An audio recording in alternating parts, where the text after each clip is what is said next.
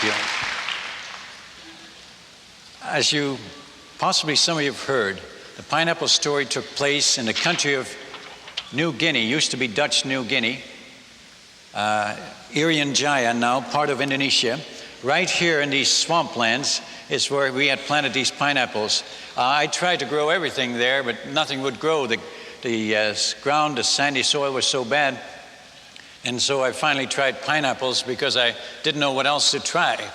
God had put me there, my wife and I, among people who were just chronic thieves. They stole everything. One day, one lady stood there and she had her necklace on the bottom of her necklace hung our only can opener. And we were so glad to get that thing back.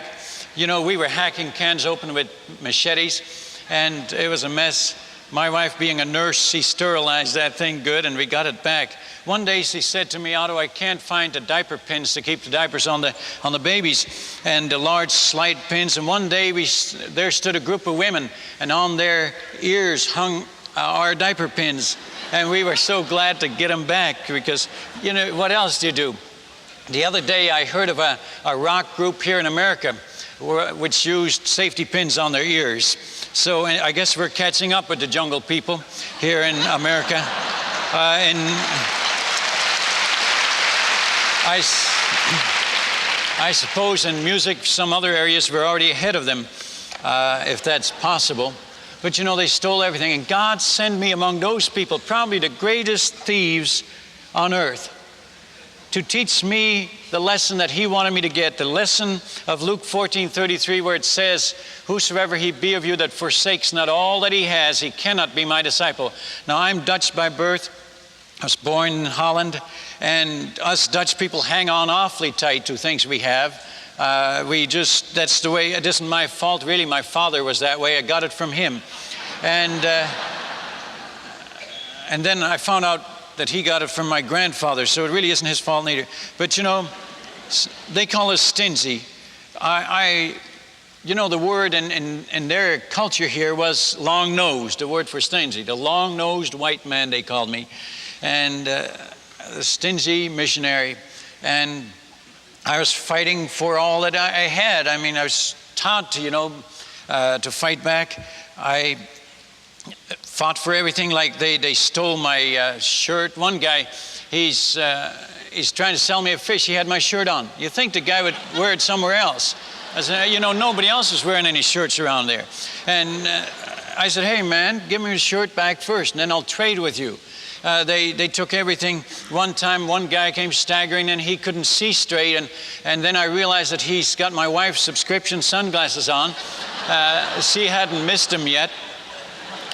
Oh, it was crazy. He's staggering in like this. He doesn't know how to walk. He has no clothing, just glasses. And he's staggering in, and I took them off his nose. I said, now you'll be able to walk home. And, they took everything. I'd go to the village with my box. I had a cardboard box. And when I went to visit them to learn language and so on, and I just gathered up the stuff I found in their homes, got it all back. They called me the missionary with the box. I didn't like that, but I'd fill the whole thing up.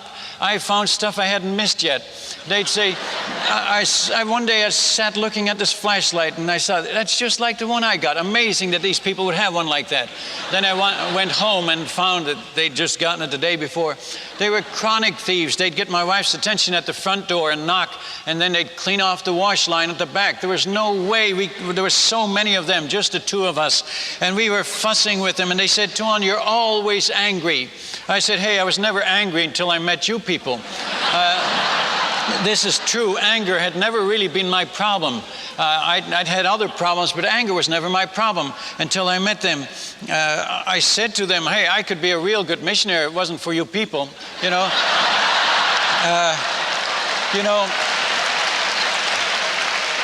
Well, I heard a pastor say that here at home too.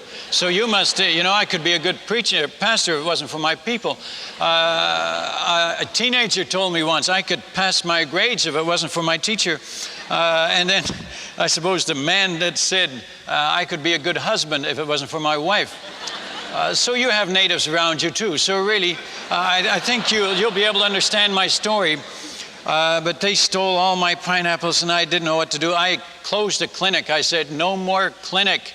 They said, you're going to eat all the pills yourself? I said, no. I said, but if you're going to have to make a choice. You either get pineapples or you get pills. If you keep stealing them, you won't get pills. Make a choice. And they kept right on stealing. They were chronic. They couldn't stop stealing.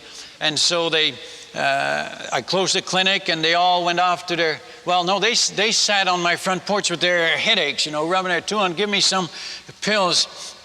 And I said, hey, don't sit here hurting. Go sit on your own front porch, hurt there. That's where you eat the pineapples. That's where your head is going to hurt. And they weren't happy with me. But by the weekend, they let their babies die. Can you believe it? Blamed us, that stingy white man, the long-nosed white man, won't give us any medicine. And this grieved our hearts, of course, and we quick opened the clinic again and thought, let's forget about the pineapples. Let them have it. I have the pineapples. We'll live, and save their lives. And so we endeavored to do this. And 2 or 3 weeks went by, and it was time to weed the garden again. They said, Tuan, your garden needs weed. Let me weed it all, And I said, hey, if you're going to eat all the pineapples, weed it yourself. But finally, I paid them to weed it, and I thought I'd try something else. I'd grown these things. They took 3 years before they ever produced fruit. And now they'd been producing fruit for a couple of months, and they stole them all, and I was angry. And, I didn't even know what it tasted like. And I wondered what they taste like. People say, why didn't you beat them to them? And, they ate them while they were still green. They ate everything green. They never even knew bananas turned yellow. They ate everything green. They were in a society of chronic thieves. You couldn't survive there unless you knew how to steal. The women would come to our house and would train their children how to steal, always using my pineapple garden as training grounds. They'd say, now check the windows, now get mommy that big one, so on and all that. And those women. I told them, I said, quit training. They'd beat the kids if they got caught. No wonder they grow up the way they do. And so we opened a clinic again, and I thought, I've got to think of something else. I've got to get some of these pineapples, and we can't have these people walk all over us. And so I closed the trade store. I thought they can do without the salt and the fish hooks and stuff like that. Matches, they'd never had matches till we got there. And I closed the store. I told them a week ahead, and they kept stealing, so I closed it all. Now they reacted. They were angry at me. They said, that stingy white man, if he doesn't share, no advantage living near him. And so they moved out. They moved to their favorite hunting grounds further towards the ocean this way. And we were left there with a grand vacation. Can you imagine how neat that was? They look in every window every moment of the day. Oh, friends, it gets to you after a while. There's no way we go on a picnic, they follow us. They watch us eat. They tell us when we've eaten enough. And then they want the rest. We could only get out of there and go visit our children that were in school up here on the coast. We'd get out maybe 2, 3 times a year. But the rest of the time we were locked in. They were watching everything we did. Now they'd gone to the jungle. Oh, was that neat. I got all my letters written. I got all my reports in. Everybody thought I was a good missionary now. No people. And I have nothing more to do. And a plane comes, and we're dragging the rice sacks to the house. And he says, where's your coolies? I said, they've gone to the jungle. And he says, I hope they come back. Well, I was still enjoying the vacation after 3 weeks. But 3 more weeks, the boredom, the monotony in a jungle. Can you imagine sitting on a jungle island with nothing to do? No radio, no TV, no books to read, nothing. Just eating pineapples. But that was good. But you get tired of them, And I'm getting convicted, It's only the home churches supporting me knew all I was doing here was eating pineapples. I could do this back in the States. And my conscience bothers me because they send out the monthly checks to our support and so on. Finally, the plane came back again. Well, the grass was too tall, and you should have seen the lines he left in the grass as he landed on that grass airstrip. I knew I was in for it. I was in trouble. He got out of his plane, just shook his head. He says, Koning, you know better than this. He says, get your people to cut this. He says, where's your people anyway? He should have remembered. I told him before. And I said, they've gone to the jungle. He says, well, send somebody to call them back. Well, my wife wouldn't go.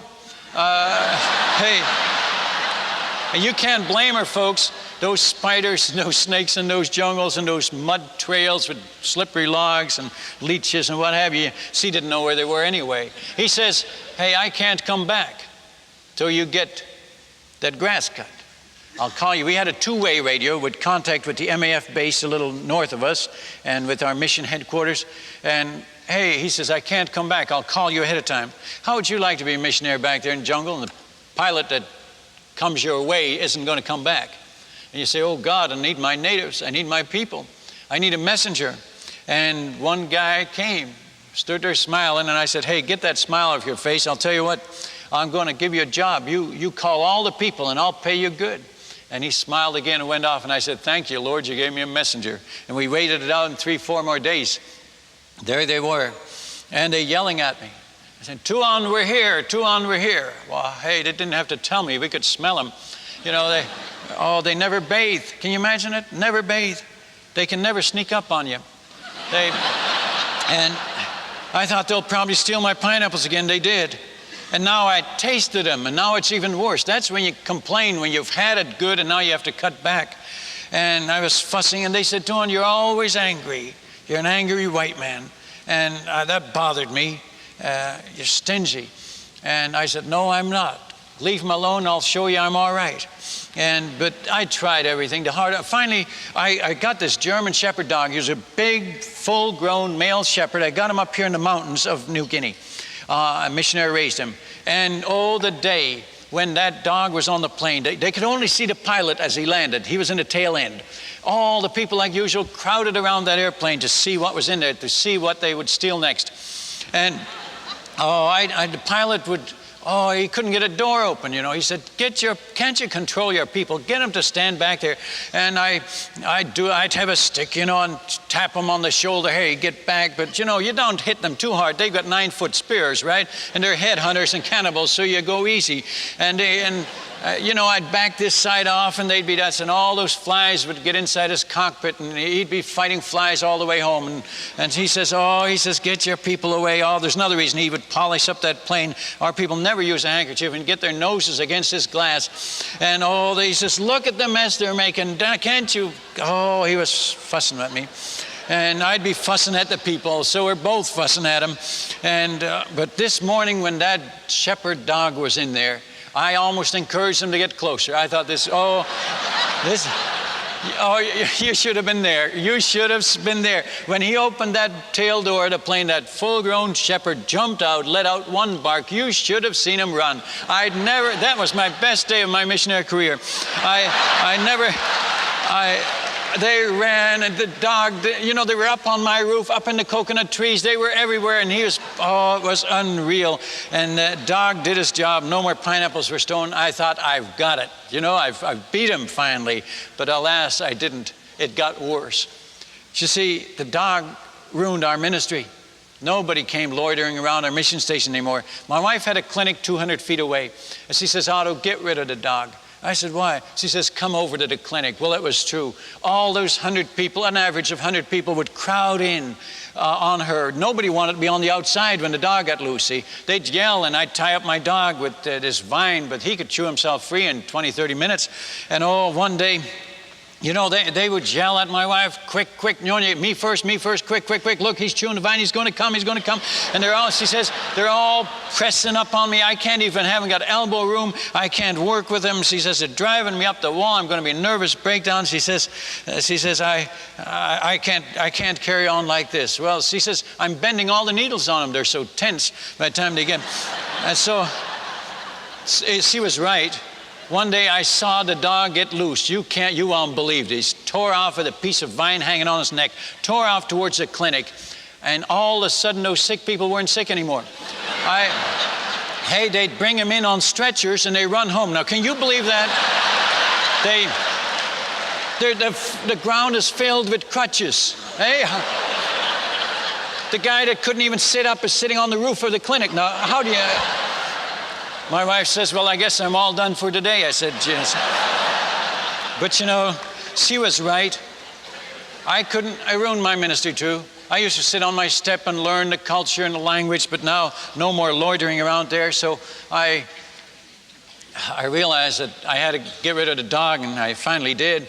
And they clapped, they cheered. That's the best thing you've done since you came. And I thought, what do I do next? I tried everything. I fussed with them. I did everything trying to get that garden, those pineapples. And finally, I drove a stake in the garden. And they said, what is that, Tuan? All of them were there. And I said, this is a marker. All the pineapples on this side are yours. All the pineapples on this side, they're mine. You leave them alone. They said, Tuan, you're giving half of your garden away? I said, yeah. Now, that must be a record for a Dutch person, right? 50%. Hey, I was losing it anyway, so really, if you're losing it anyway, you might as well give it away, isn't that right? And they stole both halves anyway. You know? As a matter of fact, it was even worse now. They'd get, I see a guy on my side of the garden, I'd yell at him, and he'd jump over the line and stand there and laugh at me, you know, with my pineapple. Oh, that got me. I had promised God I'd never get angry again. Have you ever done that? I said, God, it's not right. I'm a missionary, and how can I win these people if I'm angry? And I get convicted many a time, and I promised God never get angry again. And then a guy come to my store with a pineapple. Tuan, you want to buy this? Look how nice and big it is. And I'd lost it again. I had to confess my sin again. And then I walk in my garden with my wife. I see a nice one in the corner of the garden. I covered with grass. Nice one coming up. I thought in 2 weeks it'll be ripe. I'm going to get one. And I'd hide it, but somehow they always found it. I'd come back and lifted up the grass, and the pineapple was gone. I'd throw that grass down and thought, those rascals, they're getting them all. And I'd lose it again, and I'd have to confess that I was angry again. This went on and on. How many times does God forgive us anyway? I'm so glad that it isn't 70 times 7. I figured out once, that's about 1 1/3 years. You know? Boy, if he stopped, then many of us be in trouble. And God keeps forgiving when I keep confessing. That's 1 John 1:9. You believe that, don't you? If I confess, he forgives. And I'm so glad that's in the Bible. I was camping on that verse. You know, I struggled on. What do? I tried everything. And finally, I found out that the guys who were stealing them were the guys that had planted them. And you know what they said? My hands planted them. My mouth eats them. They're mine. I said, no, they're mine. Can you see us standing in the garden? He's yelling at me. They're mine. And I'm saying, hey, I said, look, I bought this garden from the chief. I bought these pineapple plants from a missionary. I paid the pilot to bring them here. What are you talking about? They're yours. Oh, he says, Tuan, that's true. The garden is yours and the plants are yours, but the fruit is mine. I said, what's your fruit doing on my plants? He says, doesn't matter where it is. I said, come on. And I told the chief that I bought the piece of ground from. He says, yeah, Tuan, that's their pineapples. I said, well, and you know what their culture, they said, whatever you plant, that's what you eat. No matter whose plant it is or where it is. So their hands planted them. They said, you didn't get your hands dirty. And so the whole village agreed. And they said, we always wondered why you're angry over something you don't own. Do you ever do that? Really, isn't everything we own God's anyway? And if we fuss and stew over it, we're just wasting our time, really. And finally I said, well, after about 2 weeks, I said, transplant them into your own gardens. I thought, I'm going to start all over again. I dreaded the thought, 3 more years. Can you imagine this? 3 more years to start all over again. And I said, you men come back tomorrow and I'll take all the plants and plant them in your own gardens. They said, will you pay us, Tuan? I said, no, I'm giving them to you. And they said, Tuan, that's going to be sweating, you know, you got to pay for that. So can you imagine that I paid those rascals to take my plants out of the garden? And I lost a lot of sleep over this garden. I shouldn't have, but I did. And while I didn't pay them enough, I guess they dropped them along the airstrip. They wanted months' pay for planting new gardens and preparing new gardens. And so nobody got the pineapples. They didn't get them, I didn't get them, but I'm going to start all over again. I got a new load, and I told them they're going to plant them, and I'm going to pay them this extra beautiful machetes. And I said, now you forfeit your right to own them. They're mine. I'm going to eat them. Your hand's going to use this machete. And so they all of a sudden all wanted to plant them. And a year goes by, and I said, do you still have those machetes? I said, don't lose them. If they lost the machetes, I'd lose my garden. It was a very shaky, risky thing. I didn't have pineapples to worry about now. Now I worried about their machetes. They said, get locks on your doors. Well, they didn't even have doors yet. You know, and but I was so glad to get out of there. I was going on furlough. And I promised my wife I'd never come back, and she promised me the same thing.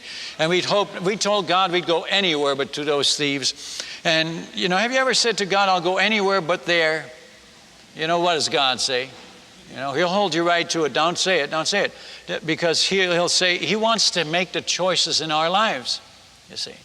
And it was soon after that I attended the seminar right here in Chicago at McCormick Place, the basic seminar.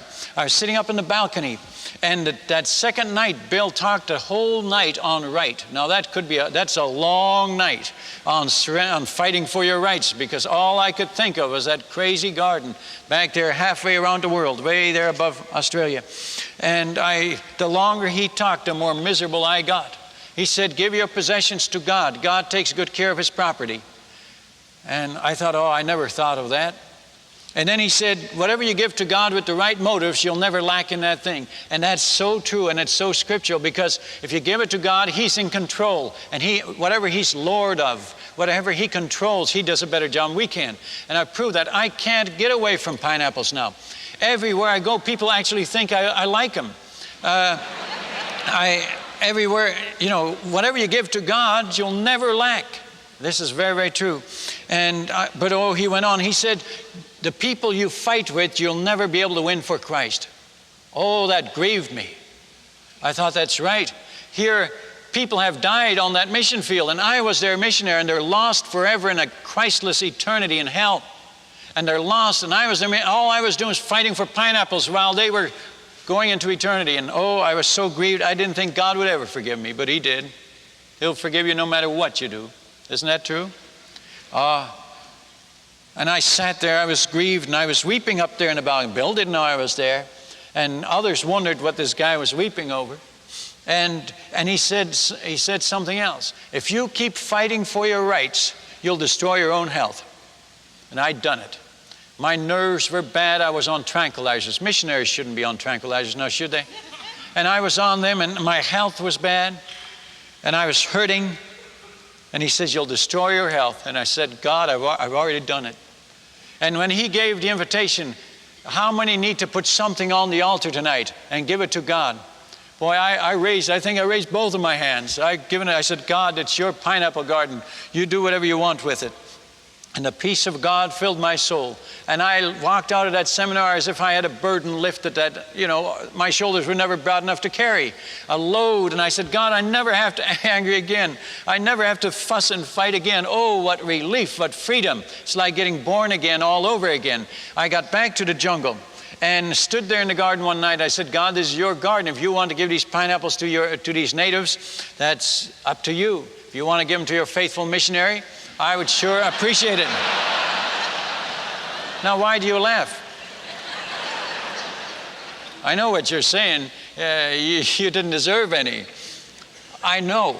I confess that. I said, God, I'm not a very victorious missionary. I don't know what I'm doing here, why you ever sent me here.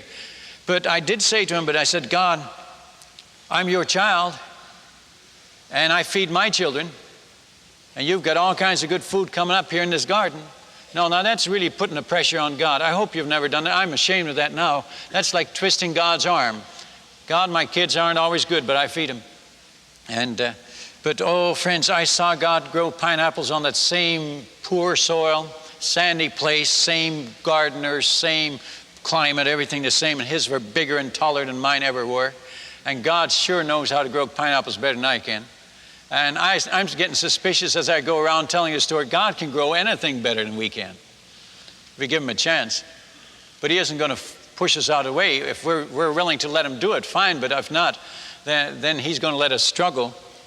And I reminded God how bad those people were, how the women danced with the bloody heads that the men took in headhunting, put them under their arms, and I described how wicked they were. That made me look pretty good.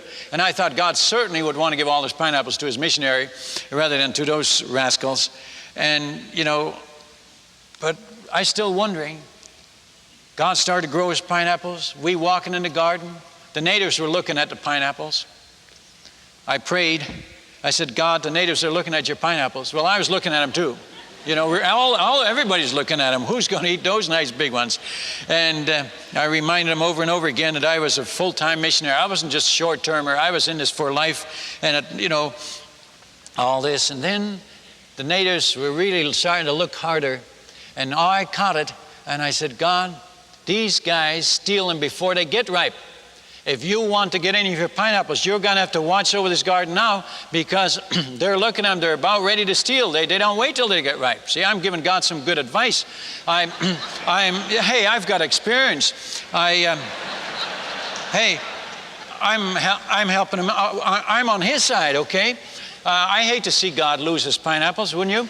I hate to see God get hurt. So I'm really helping him out, and I'm advising him every day. And when they start, can you believe that they stole all God's big ones? I never got a one that whole year. As they got ripe, they stole them. I didn't think it was fair. I couldn't believe it. They stole them all. And I prayed about it, and I was angry at those people for it, because, you know, now that they were stealing them, I yelled louder at them, and I got angry because I was doing this for God. I told the Lord, I'm getting angry for you. I'm on your side. I'm not stealing your pineapples, God. They're stealing them. I told God that, just in case He didn't know.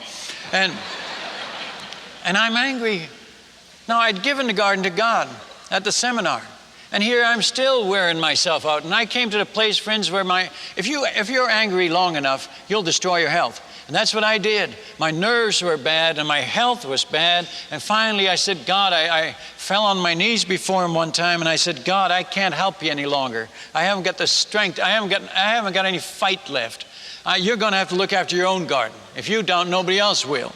And I've literally, you know what God showed me that morning? Romans 6, dying to self, reckoning myself dead to sin. And God showed me that I should give up my right to own a garden.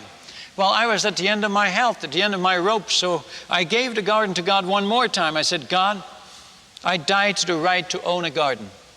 And I died to the right to eat pineapples. And I endeavored to live that way. And again, as I got up from my knees that morning on that mission field, the peace of God came over me again. I never need to get angry anymore.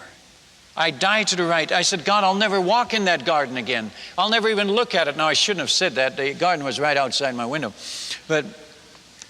And for a while, I couldn't stop getting angry. Hey, I'd been doing this for 7 years, you know, and I'd see the thieves in my garden, you know, and I used to yell at them, hey, what are you doing in my garden? They'd say, just looking, Tuan, just looking.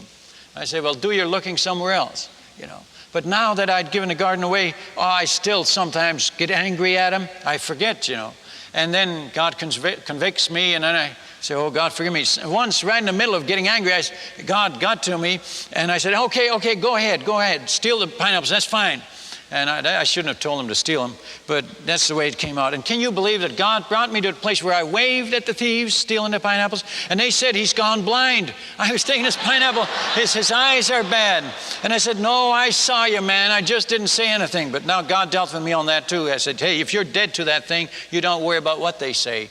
And so when they stole, I turned my back. And for a while there, I said to the Lord, I said, God, look this way. You catch him right in your garden. And I don't think God was even looking, see? And God dealt with me on the whole thing. Finally, I died to this thing.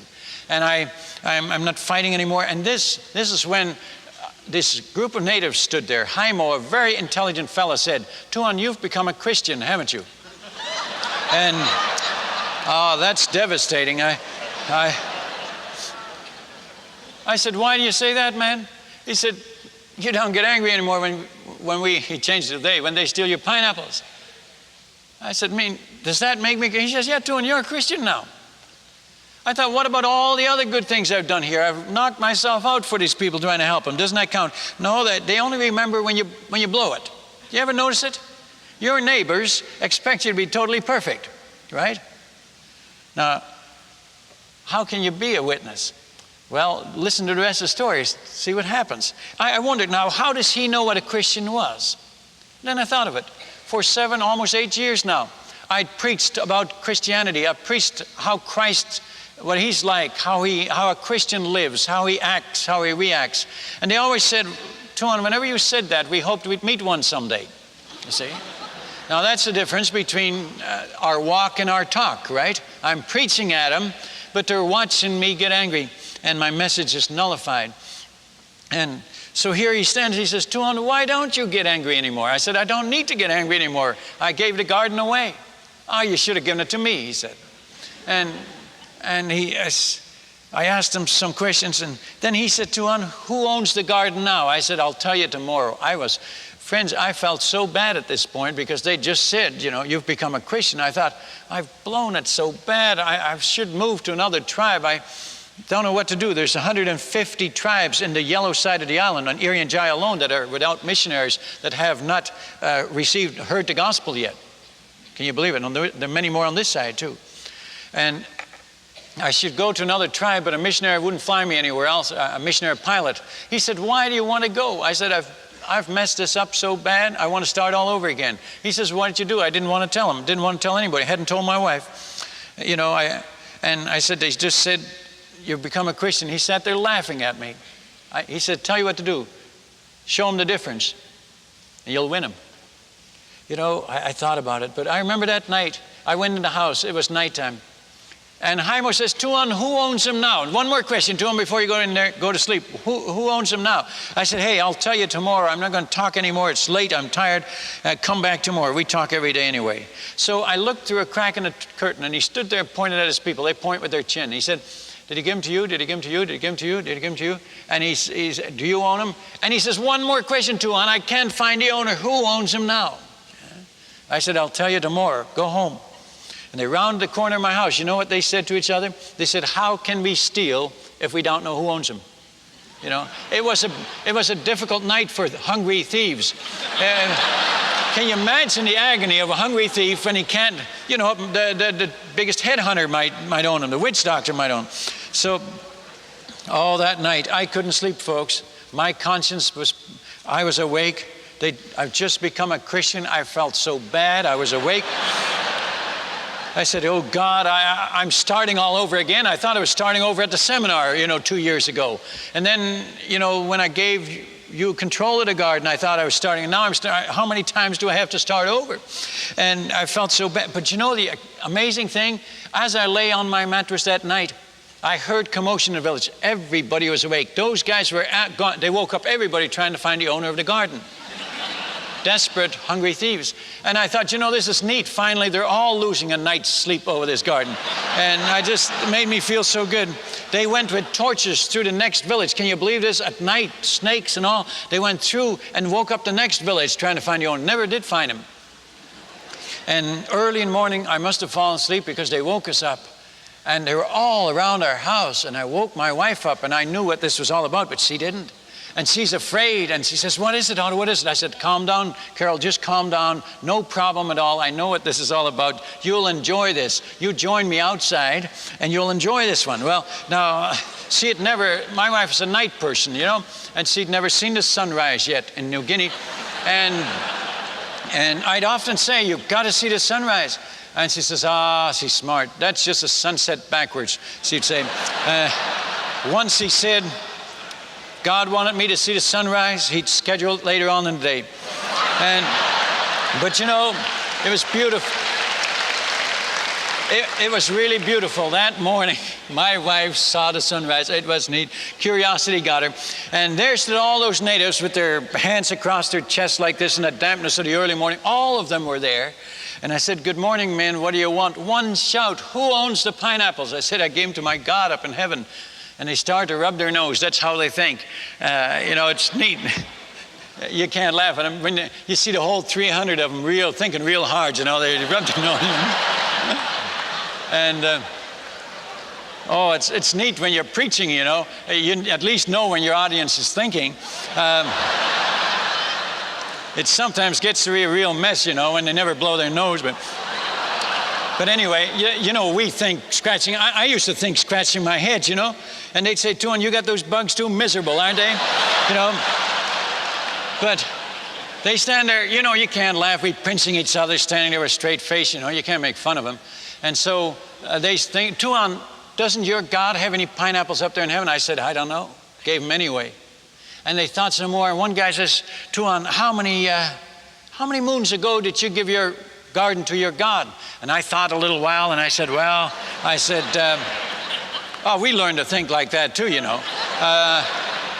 Matter of fact, I was in our mission candidate school, and way up there on the top row, as I was saying this, a guy let out this loud sneeze, and somebody else shouted, he blew his mind. And so I guess you can blow your mind in more than one way. But anyway, here they're standing there thinking. They said, I thought it well. I said, oh, maybe. I said 5, 6 moons ago. And then the strangest thing happened. There started a commotion and they started to talk, and they started to get louder, and they got excited, and they got angry.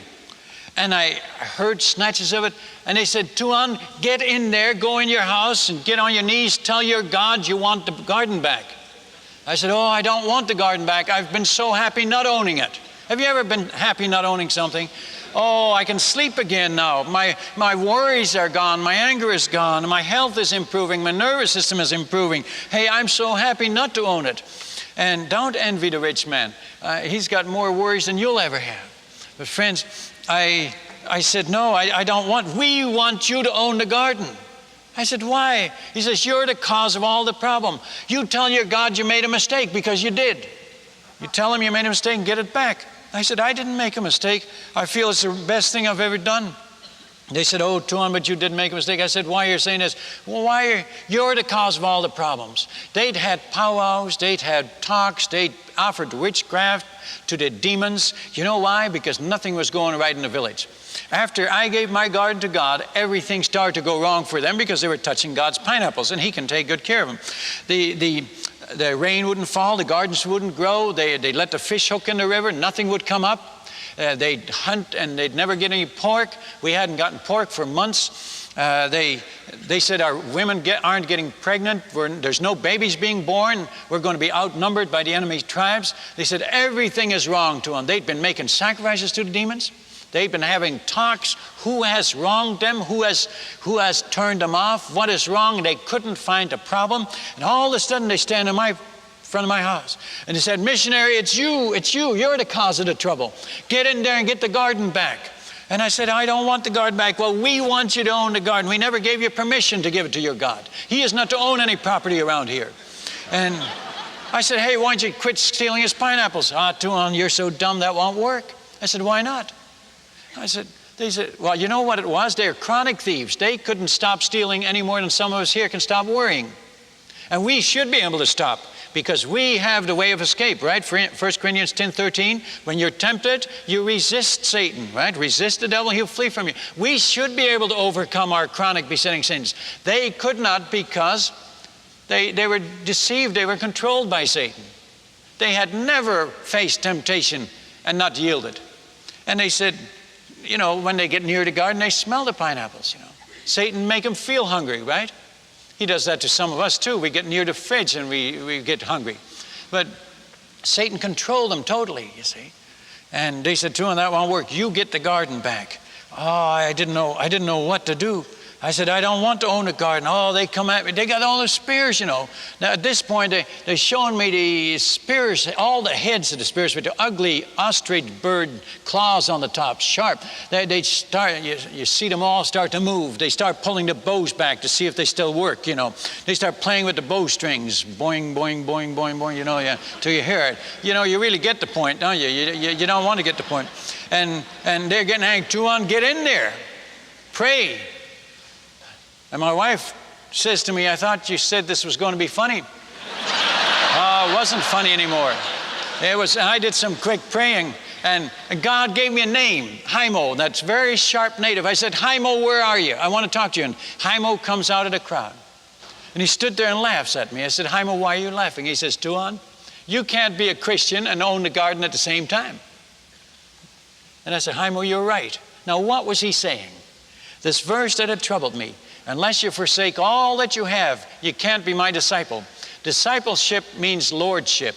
You can be born again and fight for your rights. But you can't be his disciple, because if you're his disciple, then he's your Lord, then he's Lord of all. And only lordship, when he's your Lord, that's a Christianity that witnesses to others. That's a Christianity that shows. The others, see, and they say, you can't be a Christian and own a garden, you'll be an angry white man again. And I said, Haimo, you tell them. And they were getting angry. And you know what they said at this point? They said, Tuan, we give you the privilege of living with us. Oh, brother. You know, they thought I'd gone all over the world and found the nicest people anywhere and lived with. That's what they thought that. I said, Jaimo, you try to talk to him. And I step out of the way, you know. And they're looking at him. He says, quiet, all you people. He says, hasn't this Tuan been a nice Tuan to live with since he's become a Christian? But if we make him take the garden back again, he'll be an angry white man again, a miserable fella. Why don't we let him own the garden? And they said, Jaimo, you're crazy. If he owns the garden, if his God owns the garden, well, then we'll die. Jaimo, you're going to starve too. And they're all getting angry at him now. He says, hey, just a minute. He says, look, if you can't leave those pineapples alone, walk the other path. You can get to the river the other way. You don't have to go by his house here. You know what he was saying, the equivalent he was saying? Like we say, if you've got a problem with alcohol, don't go by the tavern. That's what he's saying. He says, you won't smell them, you won't even know they're there. Let his God own them. Then he can be a Christian. I said to Jaimo, I really want to be a Christian, Jaimo. I've so enjoyed being a Christian. Let me be a Christian. And he says, he really wants to be a Christian. Let's let him be a Christian. They start to rub their nose again. What are we going to do with Tuan, you know? And I'm just waiting this thing out. And finally one guy says, Tuan, does your God see in the dark? I said, yes, he does. And that was the first realization that they had, that God knew everything and could see in the dark. And most sin is carried on in the dark. And they realized that God could see in the dark.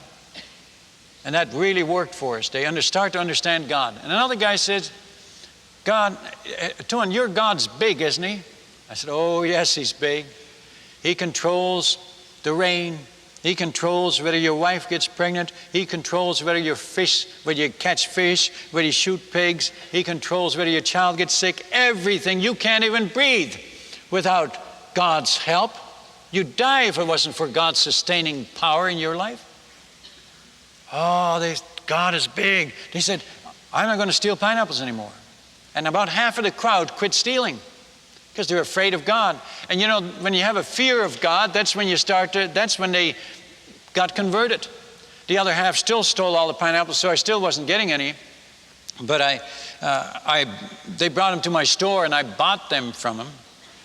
And no, that isn't in a pineapple story book because Bill didn't want to put in there, you know, he didn't want to propagate buying stolen goods. And you can understand that, and he was right. But I thought, well, God's given them to them, so maybe I can buy them. But the strangest thing happened now. Out of the group of people that weren't stealing anymore, and they came to me and they said, we're not stealing anymore, Tuan, your God's too big. I said, good for you. I said, now you ought to be a Christian. And I was starting to win a church, and these people became converted. And I started to train these preacher boys. And one morning, they woke me up early, and they said, Tuan, come out here. And I came out and I said, what's this? And they had all these pineapples laid on the front porch. And they said, Tuan, take them in the house. It's not right for our people to steal your pineapples. Take them in the house.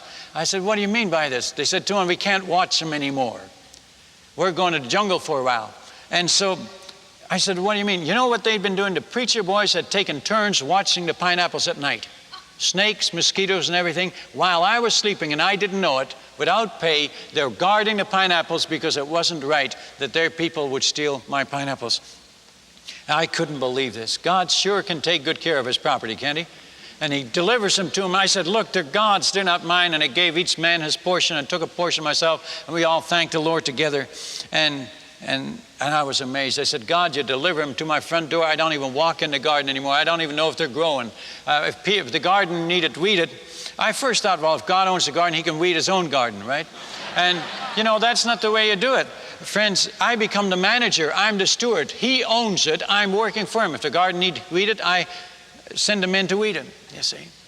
And, God did marvelous. You know what happened to the thieves? They kept stealing. Well, once it went this way with the pineapples, I gave my banana trees to God too. Oh, friends, the way God can grow bananas. We had to prop up the trees. The bunches were so big, it's soft-stemmed tree, and they would fall over, and the papaya and the coconuts, and we gave the whole thing to God. And we were exporting fruit now. The MEF plane would come and we'd load it up and I'd send it to other missionaries. And they'd say, where'd you get this beautiful fruit? How is it that you got assigned to the paradise of the South Coast? You know, I mean, the Garden of Eden. What did you do to deserve this? It wasn't a paradise until I gave my fruit trees to God and everything. And they say, how do you keep your people from stealing them? And I could share with them, give your possessions to God. God takes good care of his property. And I could share with them this whole principle of yielding your rights and surrendering your rights. But friends, an amazing thing happened at this point. The thieves were still stealing them. And the preacher boys caught on. Inevitably, when somebody stole, something would happen in his house. Somebody get sick, house would burn, his chickens would die, something would happen. God would have the pressure on him. And the preacher boys said, have you been stealing the 2-ounce fruit? And they'd say, yeah. He'd say, oh, that's why. His God's on you. He's big. They'd walk. And all these thieves started to get afraid. Every time it happened. You know what we found on the front porch? We found bananas and pineapples and stuff brought back overnight. The curse had gone on. The pressure was on. And they brought it back hoping that it would be lifted. You see. And now we're finding everything. Everything they ever stole from us we found on our front porch. That's how God got it back to us. You see. And it was unreal. And friends, the pressure was on to the place where they didn't want to steal anymore. They're afraid. And they said, and you know, I didn't know what to do. I couldn't even get guys to weed the garden anymore. They didn't want to get in God's garden unless they die, you see. And now I'm going on vacation. I had to be away 3 weeks. And I said, now look, when I'm gone, take the fruit, use it. It's yours. I can't eat it. It's all, I turn it over to you. As long as I'm gone, it's all yours to take. Don't let it rot on the trees. Don't let it fall off the trees. I'd come back 3 weeks later and the fruit was rotting under the trees and it was rotting on the trees. I said, why didn't you people eat it? You need it so much. Tuhan, you saying it is one thing, but your God, he's something else. He's big. You see? And I couldn't believe it. Now I couldn't get rid of it. Hey, let God have control of your things. You'll never lack. I was exporting it. If the planes didn't come, I'd carry it to the village. Here, eat these bananas. Some guys wouldn't even eat them till I took a bite first and then they'd eat the rest of it. But this kind of thing, I couldn't believe it. God sure can take good care of his property. And you know, this is the way it is all the way around this circle. Notice here, the altar in the center, all these areas of our lives. You know, I learned the area of possessions and gave everything. They stole the silverware and finally we gave that to God. And then they stole the shirts and finally, I remember one day a guy stood there with a special nose bone, my ballpoint pen right there in his nose. There he stood. And I pulled that thing right out of his nose. And you know, the day I did that, God got through to me. And God must have been laughing at me or crying over me. See, I given all the stuff outside to God, and now I'm fighting over the silverware, and they stealing everything from inside the house. The houseboy, drop the silverware on the floor, kick it through a crack. Baby brother's under the house catching it. It was so fast we'd never caught him. And then I finally caught on to that and stopped the cracks in the floor. Now they're smuggling it out in a garbage pail, and everything went out there. And they stole everything from, and finally we realized we better give the stuff inside the house to God too, you see. And I never give anything to God until I lose it. Are any of you like me? Are there any Dutch people here? Jim Elliot said, he is no fool who gives what he cannot keep to gain what he cannot lose. And but the opposite is true. He is a fool who keeps fighting and struggling for that which he cannot keep and ruins his health. Isn't that true? And friends, I finally my wife and I gave the silverware and the stuff and the clothing to God. I remember when I was down to the last shirt and I saw that red plaid shirt going on the line and I said, oh God, I'm going to lose that shirt. And I quick gave it away. I said, God, you're going to lose your shirt today because I can't keep it any longer. And that thing stayed on the line all day and people didn't even see it. I asked them next day I was wearing, didn't you see my shirt? They said, no, we never saw it. It was unbelievable. And then how God supplied us with silverware, with shirts and stuff that were issues. We never lack in those things neither. God's got a real joke going with us. We got more silverware, more shirts than we can wear, we can use. And friends, it is that true. It's true with now. God finally realized, the joy God had when he saw me graduate from grade 1 in his school. See, this is like his school. I didn't know there were 8 other more areas that God was going to see me through. If I'd known that, I would have quit, I think. Would have got discouraged. But I finally got all my possessions on, and I said, God, I don't own anything anymore. And the day I pulled that pin out of his nose, I said, God, the diaper pins and the pens and everything is yours, inside and out. I don't own anything. That's the way I want to live. I can sleep good now. And then God put me in the second grade. Now everybody's wasting my time. They had me fixing their harmonicas and fixing their shovels and their pots and wasted all my time. And I was so frustrated. I was afraid not to do it because I wouldn't be able to sleep at night because I did that once. Didn't fix it and they were angry at me and I had a lot of trouble, couldn't sleep. And God had them steal all my time. And then finally, again, my nerves were bad and I gave that on the altar and God blessed my time. You know what missionaries said that came visited us? You and your station are up to 10 years ahead of every other station on the southern swamplands. I couldn't believe that. You know what? I'd given my time to God and started fixing their junk with a happy heart and a rejoicing spirit, and they called me a Christian again. They said, you've become a Christian again. By the time I got around the circle, they were sure that you could lose your salvation. And but you know, because I myself, when I was struggling in this area of time, I thought I'm so backslidden. I was so happy back when I gave my possessions to God, and now I'm struggling again. I'm so backslidden. No, I'm not backsliding. I'm in grade 2, you see. And then as soon as I gave that to God, God put me in this reputation, and I almost got sent home from the mission field, and God let my reputation hit rock bottom, and then I gave it to God too. And then they put me on the field council, and I became leadership. You know, if you humble yourself, God exalts you. But I gave my reputation to God. It doesn't matter what missionaries think of me. It matters what God thinks of me. It doesn't matter what people think. It matters what God thinks. But in every area I fought, and then almost losing our children, dying out there in the jungle with no doctor and no help, and then waiting till they're almost dead, and then giving them to God. Oh, friends, why do we wait so long? Why don't we just let God take control of every area of our life? And as we've preached this, we've found in the area of health, when people surrender their right to be healthy, how many people get healed. It's just so beautiful. You know, when they say, all right, God, I'm going to quit fussing about this. I'm going to quit praying about this and pleading. I'm going to surrender. You get so much more done, folks, by surrendering and rejoicing than by pleading and begging. And so surrender and rejoice and let God have his way and let him do and never ask again. God knows the desire of your heart. He knows what you've prayed in the past, and let him do it in his time. And I find that people surrender their right to be healthy, so many get healed. God says, hey, they've learned a lesson involved with this problem, and that's the way it is in every area of our circle. But I fought in each area and I struggled, and that's miserable. And the more you fight and the more you struggle, the worse the problem gets. And my brother John was a missionary in the Dutch Antilles, and there these Dutch people down there had this Dutch swing. Have you ever seen the Dutch swing? And you'd really get banged around on that, wouldn't you? I don't think it's a Dutch swing. I don't really think it is, but that's what he said. And then he says, 2 engineers came from Holland and they solved the problem. And he said to me, he said, well, what's the matter? I didn't laugh. He says, don't you like my joke? I said, no. It reminds me of my pineapple garden, the way I struggled. The more I struggled, the worse it got. The more, I losing my health besides now, my nervous system. And I said, no, I said, this represents us solving our own problems. I used to say, but I don't say it anymore, I used to say that this represents a church problem after the board gets through with it. But that doesn't sound very good. But God has ways of solving our problems.